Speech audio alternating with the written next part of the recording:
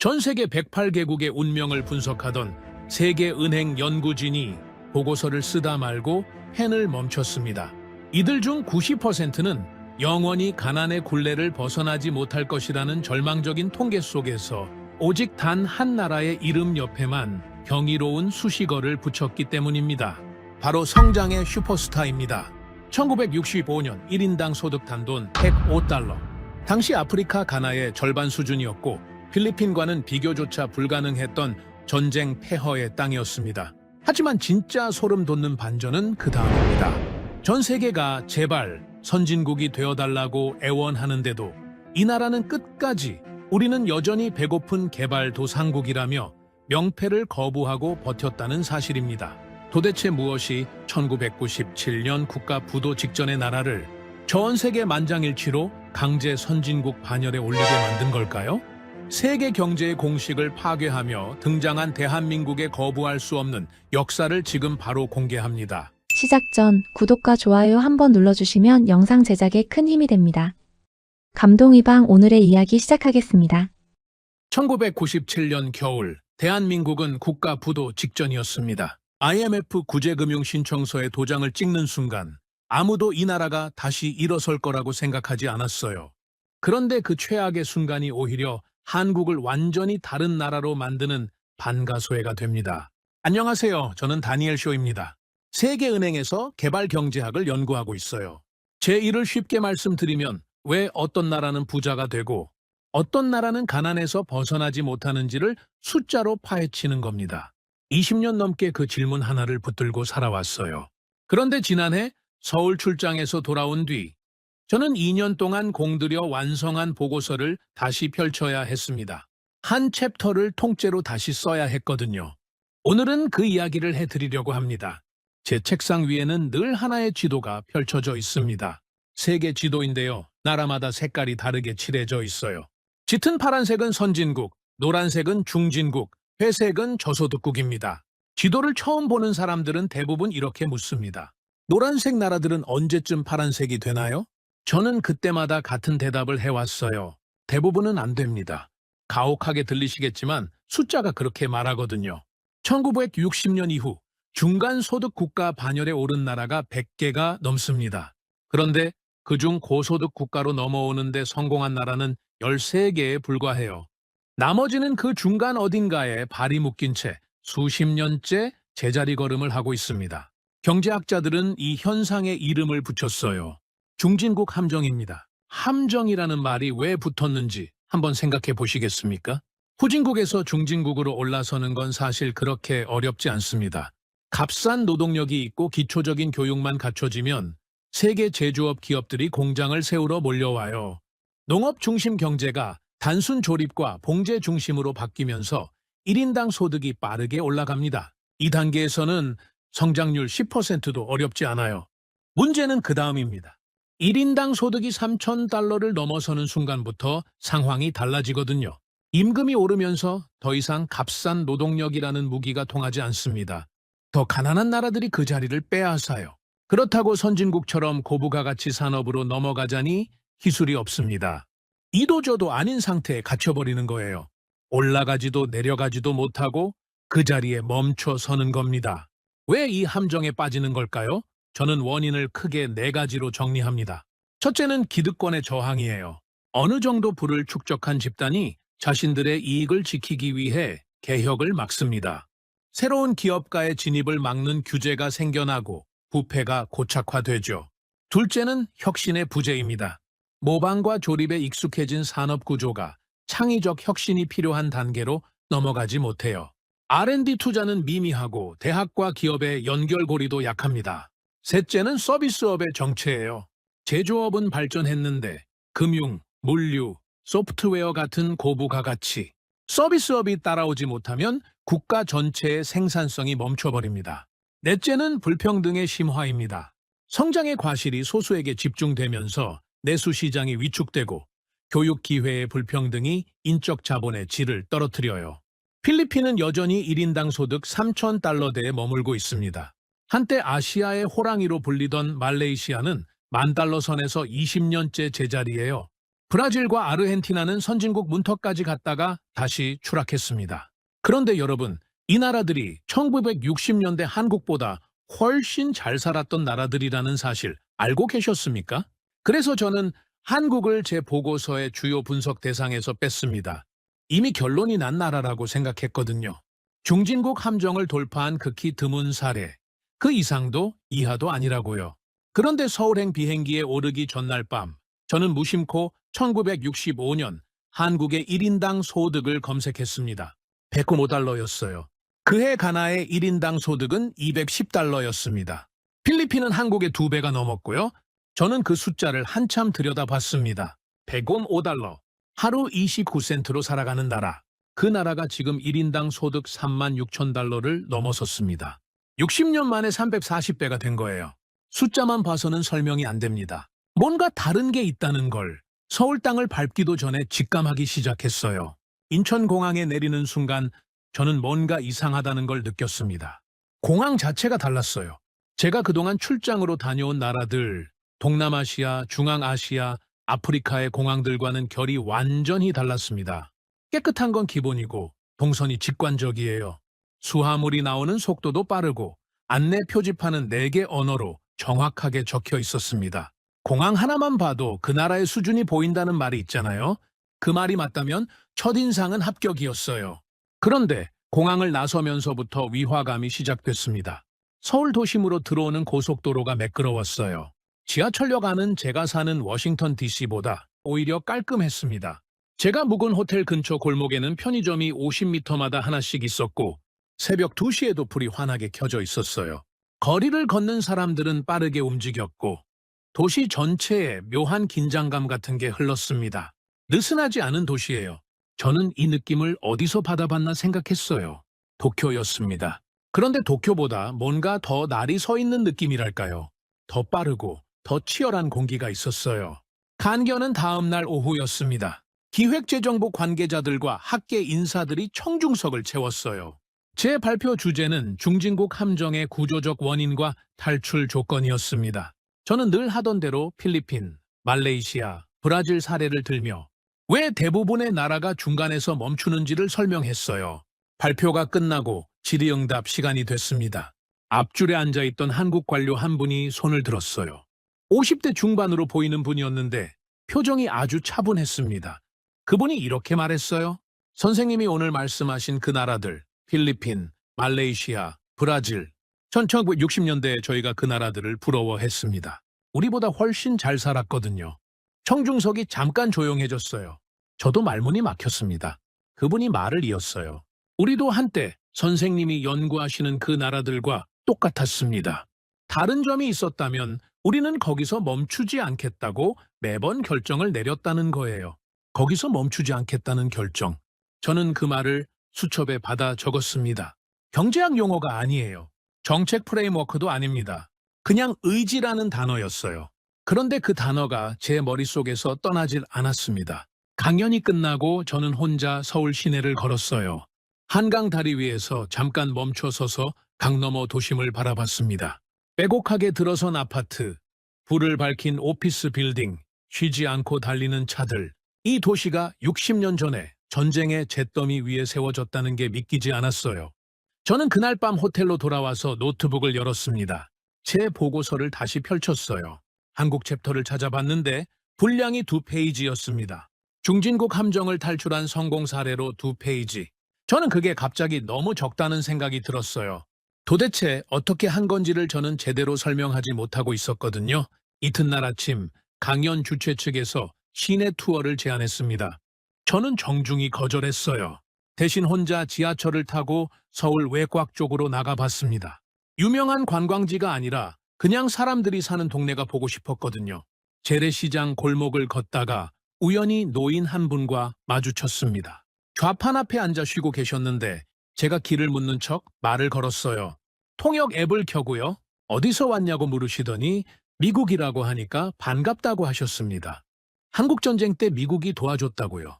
그 한마디가 또 저를 멈추게 만들었어요. 70년 전 이야기를 지금도 기억하고 감사해 하는 사람. 그 기억이 이 나라를 만든 동력 중 하나였겠구나 하는 생각이 들었습니다. 노인분은 자리에서 일어나시더니 시장 안쪽으로 저를 이끌었어요. 순대 한 접시를 시켜주시면서 이렇게 말씀하셨습니다. 먹고 가요. 우리가 옛날에 이것도 못 먹었어. 그 말이 제 가슴 어딘가를 건드렸습니다. 순대 한 접시를 사이에 두고 저는 한참을 그 노인분과 마주 앉아 있었습니다. 통역 앱을 켜놓고 대화를 이어갔어요. 어색했지만 그분은 개의치 않으셨습니다. 말씀을 시작하시면 한참을 이어가셨어요. 제가 메모장을 꺼내들자 그제야 조금 쑥스러운 듯 웃으셨습니다. 나는 1936년생이에요. 전쟁 때 15살이었지. 전쟁이 끝난 뒤에 이야기를 해주셨습니다. 경상도 어느 농촌 마을이었다고 해요. 집에 먹을 것이 없어서 봄이 오기 전 겨울 끝 무렵이면 온 가족이 죽을 쑤어 먹었다고 했습니다. 쌀이 없으니 보리를 넣고 보리마저 떨어지면 나물 뿌리를 캐서 넣었어요. 그 시절을 보릿고개라고 불렀다고 하셨습니다.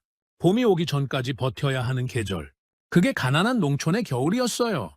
봄이 제일 무서웠어. 먹을 게 없으니까. 저는 그 말을 듣고 잠시 아무 말도 못했습니다. 봄이 무서운 나라. 그 감각이 저한테는 없거든요. 미국에서 태어나 자란 저한테 봄은 그냥 따뜻한 계절이에요. 꽃이 피고 날씨가 풀리는 반가운 계절입니다. 그런데 이분한테 봄은 굶음의 계절이었어요.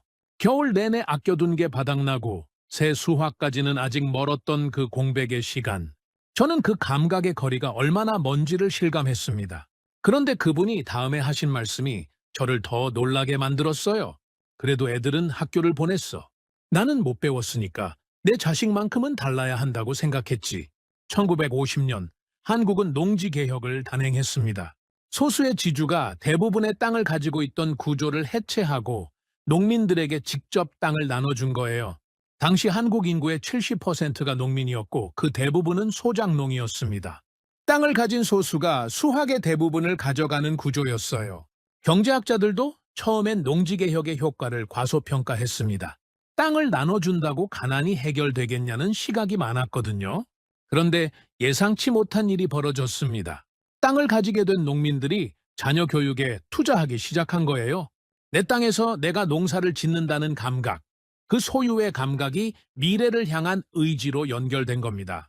내 자식만은 나처럼 살게 하지 않겠다는 간절함이 전국 수백만 가정에서 동시에 불타올랐어요. 그 불길이 한국 교육 열풍의 출발점이었습니다. 그 결과 1960년대에 이미 초등학교 취학률이 95%를 넘었어요. 문맹률은 빠르게 떨어졌고 가난하지만 배운 노동력이 만들어졌습니다. 그게 이후 한국 산업화의 토대가 된 거예요. 필리핀이나 중남미 국가들은 농지 개혁에 실패했습니다. 소수 지주들의 반발을 넘지 못했어요. 땅은 그대로 소수의 손에 남았고 대다수 농민은 교육 기회조차 갖지 못했습니다.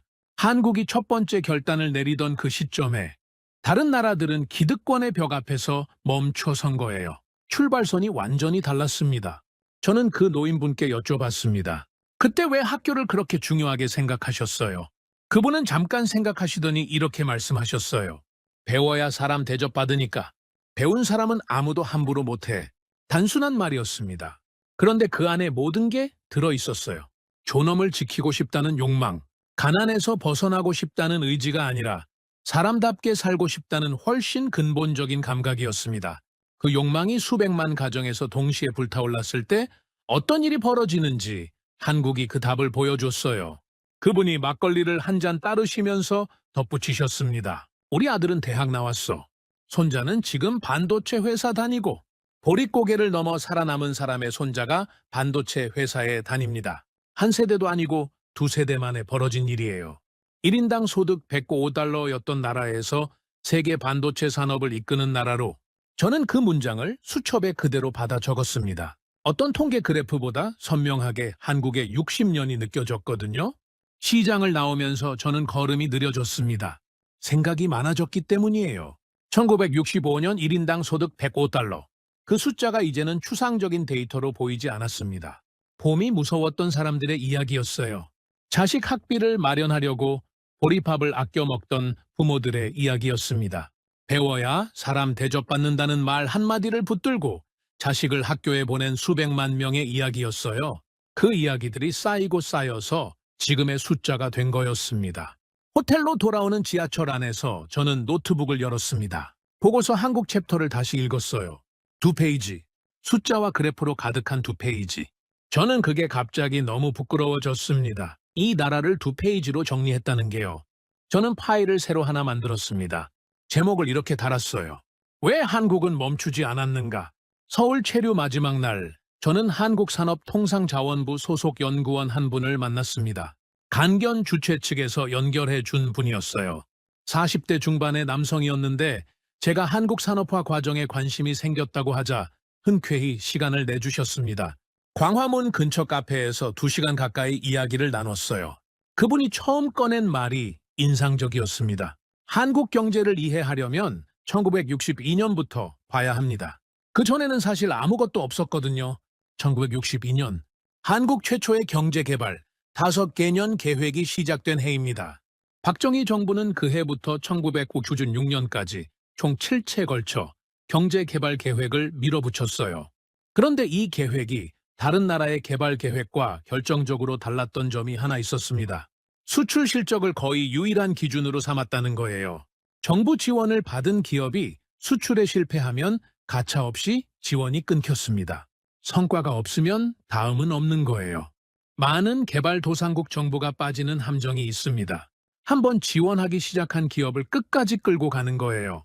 정치적 이해관계가 얽히고 고용 문제가 걸리다 보면 비효율적인 기업도 계속 살려두게 됩니다. 그러면 산업 전체가 경쟁력을 잃어요. 한국은 그 함정을 수출 실적이라는 단 하나의 기준으로 피해 나갔습니다. 냉정했어요. 그리고 그 냉정함이 결국 산업을 살렸습니다. 그 결과가 제조업 사다리였어요. 섬유와 봉제에서 시작해서 철강, 조선, 전자, 자동차로 차근차근 올라갔습니다. 포항제철이 태어났고 현대중공업이 조선소를 세웠어요. 삼성이 반도체에 뛰어들었고 현대자동차가 독자 모델을 만들어냈습니다. 계단을 한 칸씩 밟고 올라가는 방식이었어요. 건너뛰지 않았습니다. 그 묵직한 순서가 산업의 뼈대를 튼튼하게 만들었어요. 그런데 여기서 한 가지 더 짚어야 할 게 있습니다. 제가 연구원 분께 물었어요. 그런데 기술은 어디서 가져온 겁니까? 아무것도 없던 상태에서 어떻게 철강을 만들고 배를 만들었어요? 그분이 잠깐 웃으시더니 말씀하셨습니다. 가져온 거예요? 말 그대로 빌려온 거죠. 한국은 지독할 정도로 개방적이었습니다. 1965년, 당시로서는 상상하기 어려운 결단을 내렸어요. 일본과 국교를 정상화한 겁니다. 36년간의 식민 지배를 겪은 나라가 가해국과 손을 잡는다는 건 국민 감정으로는 도저히 받아들이기 어려운 일이었어요. 실제로 거리에는 반대 시위가 가득했습니다. 그런데 정부는 밀어붙였어요. 민족 감정보다 산업 기술이 지금 당장 필요하다는 판단이었습니다. 그 결단으로 일본의 기술과 자본이 들어왔어요. 포항제철 건설에 일본 기술진이 참여했고 전자산업의 초기 설비도 상당 부분 일본에서 왔습니다. 동시에 미국과의 동맹을 활용해 거대한 수출 시장을 확보했어요. 안보 동맹이 경제 동맹으로 연결된 겁니다. 민족주의에 갇혀 폐쇄적 정책을 고수한 많은 개발도상국과는 본질적으로 다른 선택이었어요.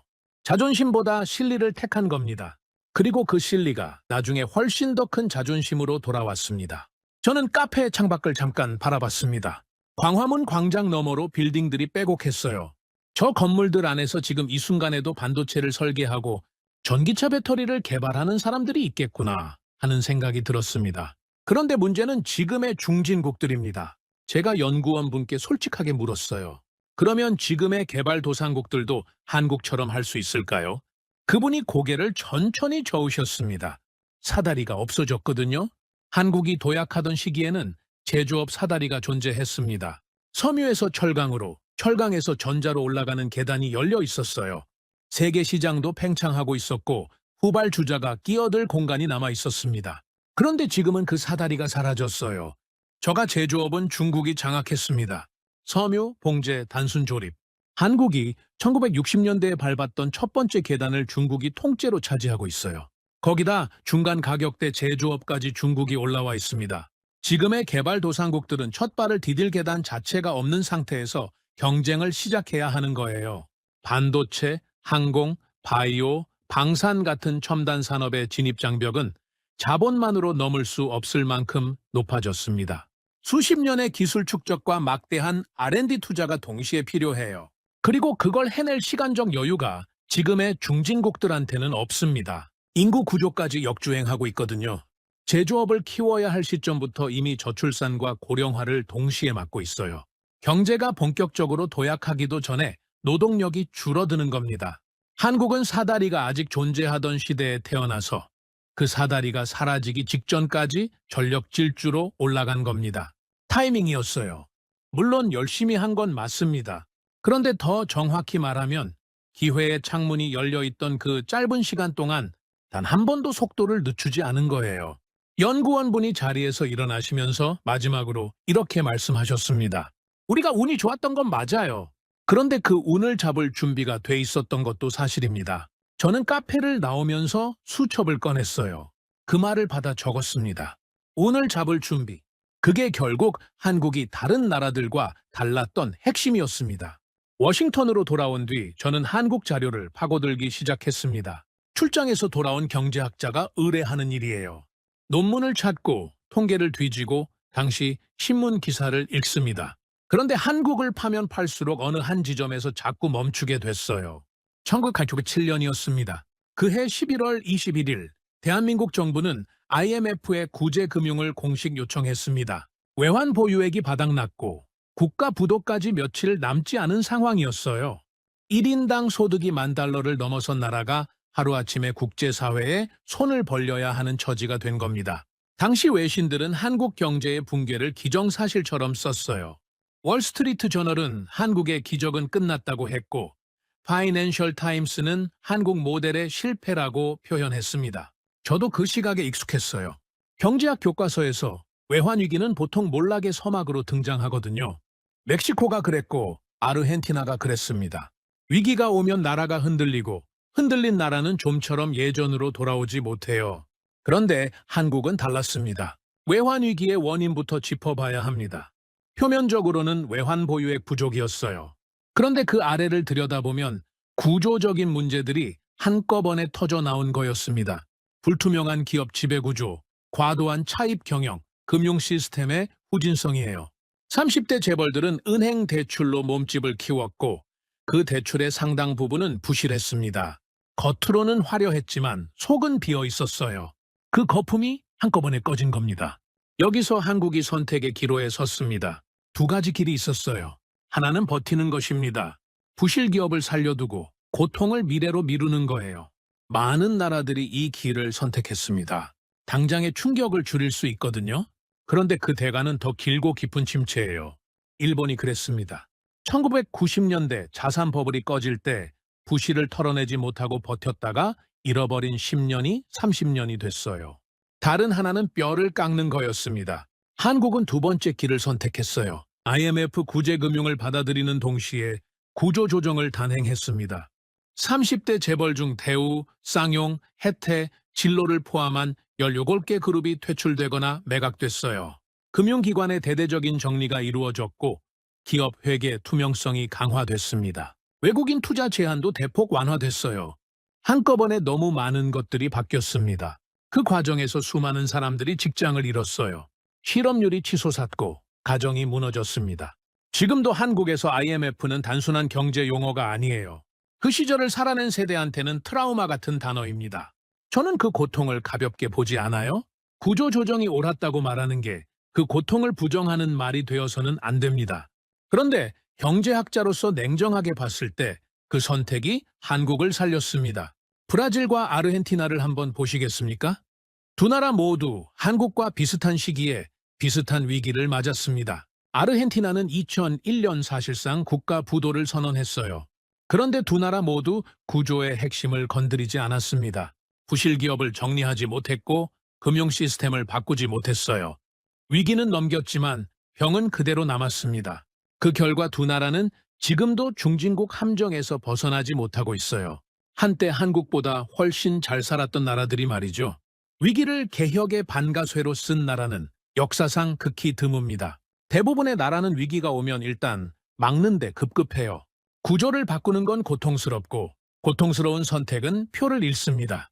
정치인들은 그걸 알기 때문에 피하거든요. 한국도 그 유혹이 없지 않았을 겁니다. 그런데 결국 바꿨어요.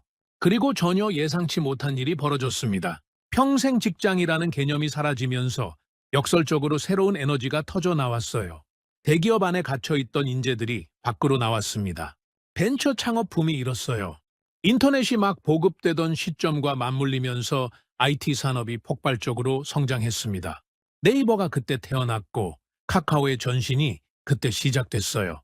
위기가 오히려 새로운 산업의 씨앗을 심은 겁니다. 제가 당시 자료를 뒤지다가 가장 인상 깊었던 숫자가 있습니다. 외환위기 직후인 1998년 한국의 벤처기업 수는 2,000개였어요. 그런데 2001년에는 11,000개를 넘어섰습니다. 3년 만에 5배가 넘게 늘어난 거예요. 나라가 무너지는 와중에 새로운 기업들이 그 속도로 생겨났다는 게 저한테는 충격이었습니다. 그리고 2000년대 들어서면서 한국은 R&D 투자를 본격적으로 끌어올리기 시작했어요. GDP 대비 2%에서 3%로, 3%에서 4%로, 지금은 5.7%입니다. 이스라엘에 이어 세계 2위예요. 위기 이전에 한국이 모방과 조립으로 성장했다면 위기 이후에 한국은 기술로 성장하기 시작한 겁니다. 산업의 DNA가 바뀐 거예요. 저는 자료를 덮으면서 한 가지 생각을 정리했습니다. 한국의 외환위기는 실패가 아니었어요. 정확히 말하면 실패처럼 보였던 순간이 오히려 한국을 다음 단계로 밀어올린 계기였습니다. 위기가 없었다면 구조조정도 없었을 거예요. 구조조정이 없었다면 벤처붐도 없었을 거고 IT 산업의 폭발도 없었을 겁니다. 그리고 지금의 반도체 강국 한국도 없었을지 모릅니다.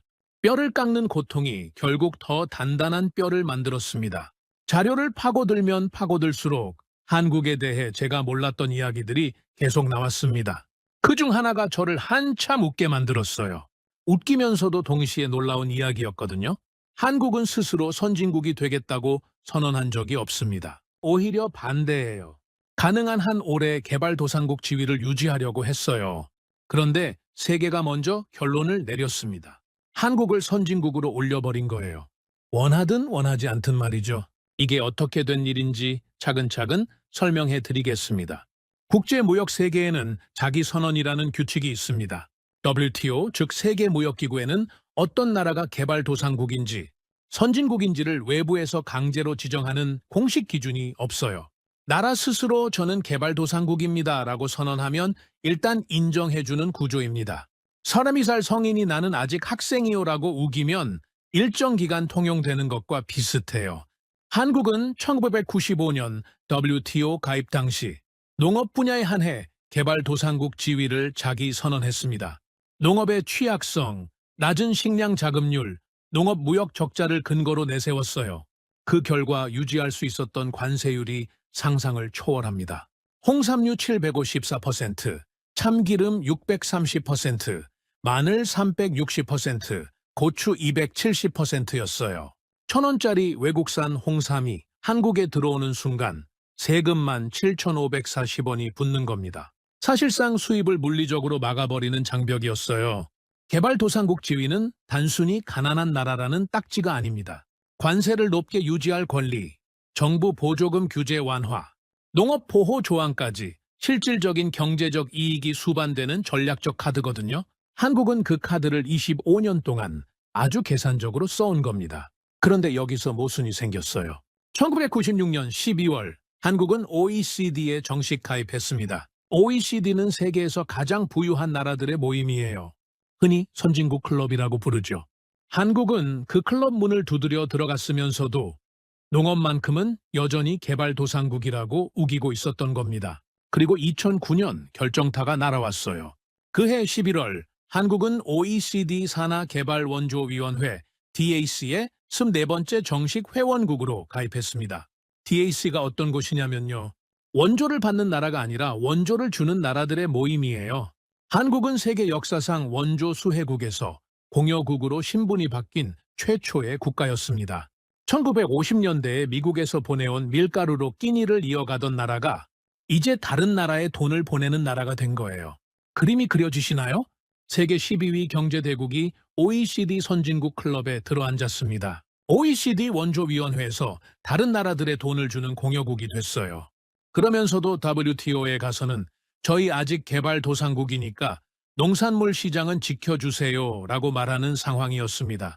국제사회가 이걸 더 이상 좌시하지 않겠다고 결심한 건 어쩌면 시간 문제였는지도 몰라요. 마침내 2021년 7월 2일 스위스 제네바에서 칼이 빠져나왔습니다. 제68차 엉크테드 무역개발이사회가 열렸어요. 엉크테드는 1964년 설립된 유엔 산하 기구입니다. 창설 이후 회원국을 4개 그룹으로 나누어 관리해 왔는데요. 그룹 A는 아시아, 아프리카 중심의 개도국, 그룹 B는 선진국, 그룹 C는 중남미, 그룹 D는 러시아 및 동구권이에요. 한국은 엉크테드 가입 당시부터 그룹 A, 즉 개도국 그룹 소속이었습니다. 그날 이사회에서 대한민국의 지위를 그룹 A에서 그룹 B, 즉 선진국 그룹으로 변경하는 안건이 상정됐어요. 그리고 만장일치로 채택됐습니다. 1964년 엉크테드 설립 이후 57년 역사상 개도국 그룹에서 선진국 그룹으로 이동한 사례는 단 한 번도 없었어요. 한국이 그 최초의 사례가 된 겁니다. 단 한 번도 없던 일이 한국 때문에 처음 생겼어요. 저는 그 표결 기록을 찾아서 읽으면서 한 가지 사실에 꽤 오래 멈춰 있었습니다. 한국 정부 대표단은 그날 이사회에서 발언권을 거의 쓰지 않았어요. 세계가 먼저 결론을 냈고 한국은 그 결론을 통보받은 쪽이었습니다. 선진국이 되겠다고 로비를 한 게 아니에요. 그냥 세계가 더 이상 한국을 개도국으로 볼 수 없다고 판단한 겁니다. 그런데 이 격상이 단순한 외교적 이벤트가 아니었던 이유가 있어요. 개도국 지위를 내려놓는다는 건 농민들한테 이제부터 맨몸으로 세계 시장과 싸우셔야 합니다라고 선언하는 것과 다르지 않았습니다. 홍삼 754%, 쌀 513%라는 초고관세 장벽이 사라지는 거거든요. 당장의 국익으로만 따지면 개도국 간판을 유지하는 쪽이 훨씬 유리했어요. 그런데 국제사회가 그 선택지를 닫아버린 겁니다. 그리고 한국은 그 새로운 위치에 걸맞은 행동을 시작했습니다. DAC 가입 이후 한국의 ODA 예산 흐름을 보면 숫자가 말해주어요. 2023년 ODA 예산은 약 4조 7,800억 원이었습니다. 그런데 2024년에 전년 대비 31.1%가 증가했어요. DAC 32개 회원국 중 증가율 최상위권입니다. 2025년에는 역대 최대 규모인 6조 7,972억 원을 편성했어요. 원조를 받던 나라가 이제 원조를 가장 빠르게 늘리는 나라가 된 겁니다. 선진국 지위란 결국 권리가 아니라 의무의 다른 이름이었습니다. 저는 이 흐름 전체를 정리하면서 한 가지 표현을 떠올렸어요. 한국은 선진국이 되려고 노력한 게 아니었습니다. 중진국으로 머무르는 선택지를 매 순간 거부했을 뿐이에요. OECD 가입, DAC 공여국 전환, 엉크테드 격상, 이 세 개의 사건은 한국이 쟁취한 게 아니라 세계가 한국에게 부여한 겁니다. 그리고 그 부여가 가능했던 건 한국이 그 자리에 걸맞은 나라가 되어 있었기 때문이에요. 스스로 선언하지 않아도 세계가 먼저 알아본 나라. 그게 한국이었습니다. 워싱턴으로 돌아온 지 석 달이 지났습니다. 저는 그동안 새로 쓰기 시작한 한국 챕터를 옆에 두고 다른 작업을 병행하고 있었어요. 제 보고서의 원래 주제, 그러니까 다음 선진국은 어디인가라는 질문을 마무리해야 했거든요. 후보는 세 나라였습니다. 폴란드, 베트남, 중국이에요. 저는 이 세 나라를 선진국이 되기 위한 8가지 조건에 대입해서 분석했습니다. 규모의 경제, 산업의 다각화, 높은 기술력, 제도적 안정성, 인적 자본, 서비스업 생산성, 고령화를 버틸 수 있는 경제 구조, 국가 규모예요. 한국은 이 8가지를 모두 통과한 나라입니다. 그리고 이걸 모두 통과한 나라는 전 세계에서 26개국뿐이에요. 먼저 폴란드입니다. 유럽에서 현재 가장 빠르게 성장하는 나라예요. 독일 공급망 깊숙이 편입되어 있고 기계, 자동차, 전기 장비 산업의 뼈대가 튼튼합니다. 구글, 마이크로소프트, IBM 같은 글로벌 기술 기업들이 R&D 센터를 운영하고 있을 만큼 인적 자본의 수준도 높아요. 그런데 R&D 투자 비중이 GDP의 1.4% 수준에 머물러 있습니다. 선진국 기준인 2%에도 미치지 못해요. 독일 경기에 과도하게 의존하는 구조도 리스크입니다.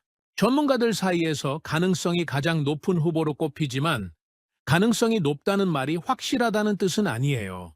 베트남은 많은 사람이 의외라고 생각할 후보입니다. 삼성전자와 애플 공급망이 폭발적으로 확대되면서 전자, 기계, 섬유 산업이 동시에 커졌어요. 1억 명에 가까운 젊은 인구와 높은 기초 교육열은 강력한 성장 동력입니다. 그런데 제조업 대부분이 단순 조립이에요. 핵심 기술은 이전되지 않고 부가가치는 해외로 빠져나갑니다. R&D 투자는 GDP의 0.5%에 불과해요. 지금의 구조로는 중진국 상단이 한계라는 게 중론입니다. 중국은 G2라는 규모만 보면 당연히 선진국이어야 할 나라예요. 세계 1위 제조업의 전기차, 배터리, 통신, 재생에너지까지 고부가가치 산업을 넓게 갖추고 있습니다. 그런데 8가지 조건을 대입하면 결론이 달라져요. 결정적인 문제는 제도적 안정성입니다. 갑작스러운 민간 기업 규제, 통계 신뢰성 논란, 정치적 리스크는 장기 투자 유치에 큰 걸림돌이에요. 알리바바의 마윈이 하루아침에 사라졌던 일이 외국 투자자들한테 어떤 신호를 보냈는지 저는 그 이후 투자 데이터에서 확인했습니다. 여기에 예상보다 빠른 고령화, 미중 갈등에 따른 공급망 디커플링까지 겹쳤어요. 경제학자들은 중국의 1인당 소득이 15,000달러에서 2만 달러 사이에서 장기간 정체될 가능성이 크다고 봅니다. 세 나라를 다 들여다보고 나서 저는 불편한 결론에 도달했습니다. 다음 선진국이 등장할 가능성은 생각보다 훨씬 낮아요. 그래서 요즘 경제학계에서는 질문 자체가 바뀌고 있습니다. 다음 선진국은 누구인가에서 기존 선진국 중 누가 먼저 그 지위를 잃을 것인가로 말이죠. 그 맥락에서 한국의 숫자들이 다시 눈에 들어왔어요. 2024년 한국의 R&D 투자는 131조 원, GDP 대비 5.13%로 이스라엘에 이어 세계 2위입니다. 취업자 1000명당 연구원 수는 세계 1위예요. 1960년 이후 중간소득 국가 반열에 오른 나라가 100개가 넘는데 그중 고소득 국가로 올라선 나라는 13개에 불과합니다. 2008년 이후 그 관문을 통과한 나라는 한국과 대만이 사실상 마지막 사례예요. 그 이후로는 없습니다. 사다리가 사라졌다는 말에 진짜 의미가 여기 있어요. 한국은 그 사다리가 사라지기 직전에 마지막으로 올라선 나라입니다. 그 타이밍을 잡을 수 있었던 건 매 순간 멈추지 않겠다는 결정을 반복했기 때문이에요. 다음 선진국이 나오기 어렵다는 말은 한국의 자리가 그만큼 희소하다는 뜻입니다. 세계은행 본부 회의실입니다. 창밖으로 워싱턴 DC에 가을 하늘이 보였어요.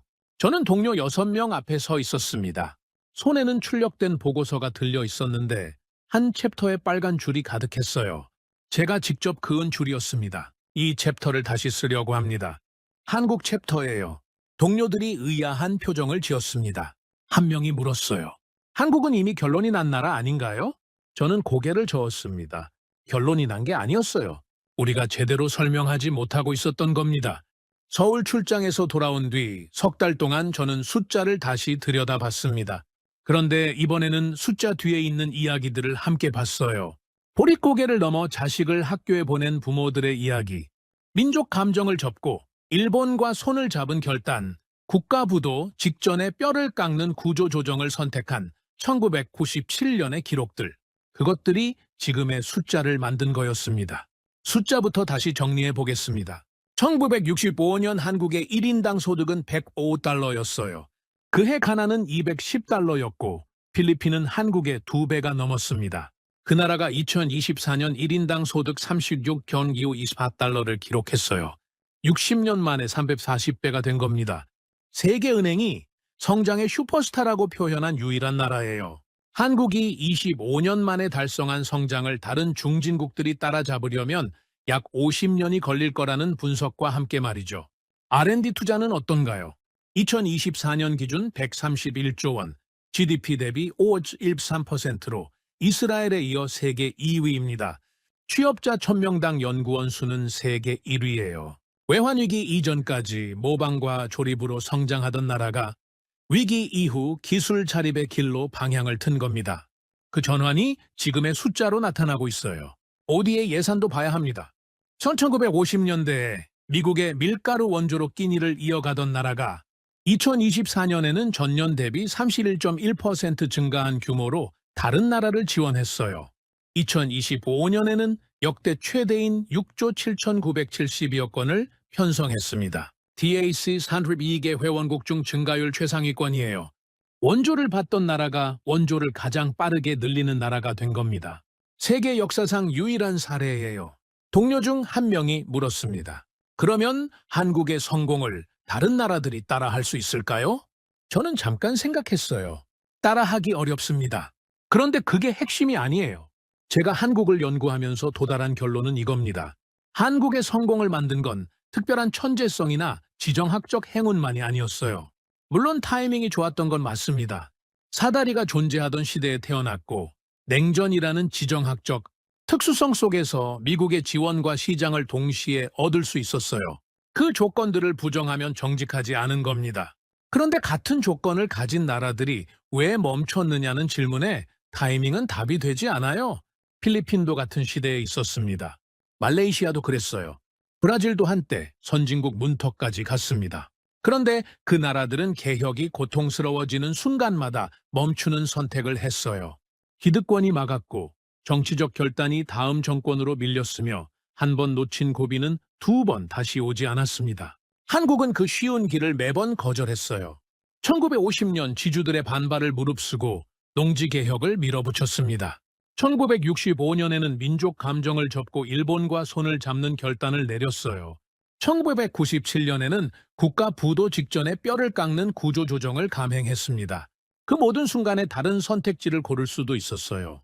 그런데 한국은 그러지 않았습니다. 저는 새로 쓴 챕터의 제목을 이렇게 달았어요.